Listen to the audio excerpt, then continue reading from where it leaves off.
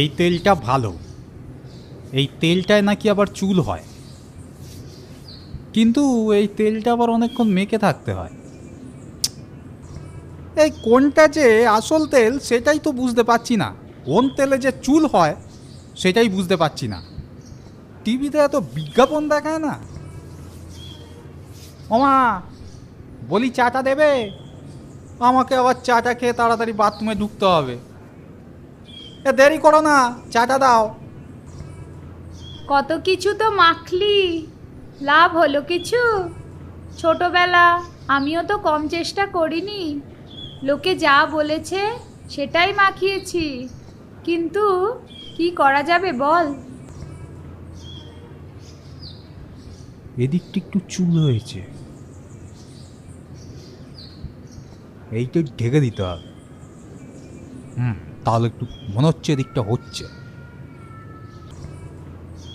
নে, আসলে কি জানিস তো, তোর বাবার ঠাকুরদার মাথায় চুল কম ছিল, তাই ওদের মতো তোর এই অল্প বয়সে। আরে রাখো তো তোমার উদ্ভব যুক্তিগুলো। এই চুলের বেলায় যত বংশগত, তুমি তো বাকিগুলোর কথা তো বললে না। অন্যগুলো বলতে কোনগুলো বলতে চাইছিস? কেন, তুমি তো বলতে আমার বাবা নাকি কি ভালো গান গাইতো, আমার ঠাকুরদা খুব ভালো কুস্তি লড়তো। কই, কোনোটাই তো আমার মধ্যে নেই।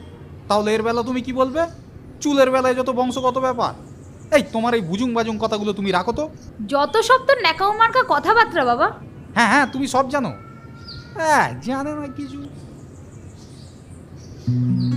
মা, এই তেলটা মাখার পর না মনে হয় চুল গজাচ্ছে। ছাই গজাচ্ছে? শোন গোরা, ওসব ভুলভাল জিনিস না আমি একসময় অনেক মেখেছি, কিচ্ছু হয়, ফালতু জিনিস। হ্যাঁ গোরা, এই ছেলেদের আবার টাক থাকবে কি থাকবে না এদিকে কি যায় আসে যায়, তো কিচ্ছু যায় আসে না, বুঝলি? মধ্যিখানের ওই আকারটা বাদ দিয়ে দে, তাহলে টাকার ব্যাপারটা চলে আসে, ওটাই আসল। উল্টি ভাই, তোকে একটা কথা বলার আছে। তোর নামটা কিন্তু দারুণ, তাই না? পুরো একদম সোনার পাথর বাটির মতো। ঠিক বুঝলাম না লাড্ডুদা, ওই সোনার আবার পাথর বাটি হয় নাকি? হয় হয় হয় রে গোরা, হয়। এই যেমন এই দেখ, তোর নাম হচ্ছে গোরা, গোরা মানে ফর্সা। হ্যাঁ, তুই কি ফর্সা নাকি? তোর নাম হওয়া উচিত ছিল কেলু বা কালো রতন বা এই কালো কেষ্ট, এইসব না হয়ে তোর নাম হলো গোরা। কেন রে ভাই, তুই তো ফর্সাও নস, তুই তো ধপধপে সাহেবদের মতন গায়ের রঙও নয়, তাহলে কেন হলো, বুঝলি? আরে তা না গো লাড্ডুদা, আরে আমি যখন জন্মেছিলাম না তখন আমি খুব ফর্সা হয়েছিলাম, আর গায়ের রঙটা একদম লাল ধবধবে মতো, সেই জন্য তো আমার নাম গোড়া। এই যে তোমার নাম যে লাড্ডু, আরে লাড্ডু কারো নাম হয়? এরপর তো কোন দিন শুনবো কারো নাম রসগোল্লা, পান্তুয়া, দই, তারপরে এই চপ কাটলেট, এই সব নাম। এই শোনো, তোমার ওই লাড্ডু নামের থেকে আমার এই গোড়া নামটা অনেক ভালো। তা ঠিক কথা, তবে একটা কথা কি জানিস ভাই, বিখ্যাত লোকেদের চুলে টাক হয়, মানে অনেক অনেক বিখ্যাত লোকেদের এমন আছে যাদের মাথায় টাক আছে, এটা বাস্তব। দাদা, তুমি সত্যি বলছো? তোমার মুখে ফুলচন্দন পড়ব। বলছি কি দাদা, যখন আমি এই নাম করা লোক হয়ে যাব তখন কিন্তু আর এখানে কিন্তু দেখা করতে আসবো না তোমার সঙ্গে। আসবি আসবি, আরে তুই যখন বিখ্যাত হবি তখন তোর সাথে সাথে তো আমিও বিখ্যাত হব নাকি? তখন কি আর পারবি তুই আমাকে ছেড়ে থাকতে? নিশ্চয়ই আসবি। চ, একটু চা খাওয়া যাক। হ্যাঁ হ্যাঁ চলো। না রে গোরা, বিখ্যাত হওয়া কি এত সহজ? আর আমি কি আবার বলতো যে এত সহজে বিখ্যাত হয়ে যাব? এই একটু আদ্র কবিতা বলার চেষ্টা করি, তাতে কি আর বিখ্যাত হওয়া যায়? এই দেখ না, আমার মতো কত মানুষ তাদের সারা জীবনের সাধনা ঢেলে দিয়েছে, আমি তো তাদের কাছে জাস্ট চুনোপুটি। আরে বাবা, এই তো সবে শুরু। কে বলতে পারে তুই একদিন বিরাট বড় সেলিব্রিটি হয়ে গেলি। তুই জানিস মঙ্গলবার তোকে নিয়ে যে যে ব্লগটা করেছিলাম তার ভিউজ কত হচ্ছে জানিস? লাফিয়ে লাফিয়ে লাখ লাখ লাখ লাখ হচ্ছে। আর জাস্ট কয়েক হাজার ভিউজ, তারপরেই দেখবি 1 মিলিয়ন, তুই তখন সেলিব্রিটি। এত ফুলিস না, ঝুপ করে চুপসে যাবি, মানুষ নজর দিয়ে দেবে, তারপরে বুঝবি যে নিজের পজিশন ধরে রাখা কতটা কঠিন। আর এই লাইনে তো ল্যাং মারামারি কম নয়। আচ্ছা সোমা, তুই একটা কথা বলতো, এই যে আমার মাথায় যে চুল নেই, তাতে আমি লোকের কাছে ছোট হচ্ছি না? আরে লোককে আমি কি করে বোঝাবো, এর মধ্যে আমার কোনো হাতই নেই, সবাই শুধু আমার চুল নিয়ে পড়েছে। না না, হাসিস না, তুই ভাব শুধু, যখনই আমি কারোর সাথে আলাপ করতে যাচ্ছি সবাই শুধু আগে আমার মাথার দিকে দেখছে। আরে কেন রে ভাই, আমার মাথাটাই কি সব? আমি তো কাউকে বোঝাতেই পারছি না।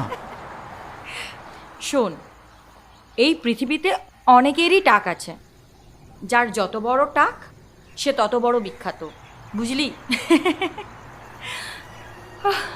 চাপিস না। না রে, মনটা খুব খারাপ হয়ে যায়। বন্ধু, এভাবে মুখ ভার করে বসে থাকলে আর কিন্তু চলবে না। আজকে বুঝি তোর কোনো অ্যাসাইনমেন্ট নেই, তার জন্য সারাক্ষণ মুখ ভার করে চুপ করে বসে থাকতে হবে? এ শোন, সারাক্ষণ চুল নিয়ে চুলোচুলি করলে কিন্তু হবে না, তাহলে কিন্তু আমি তোর সাথে নেই। চল ওঠ, মন খারাপ করিস না। না রে।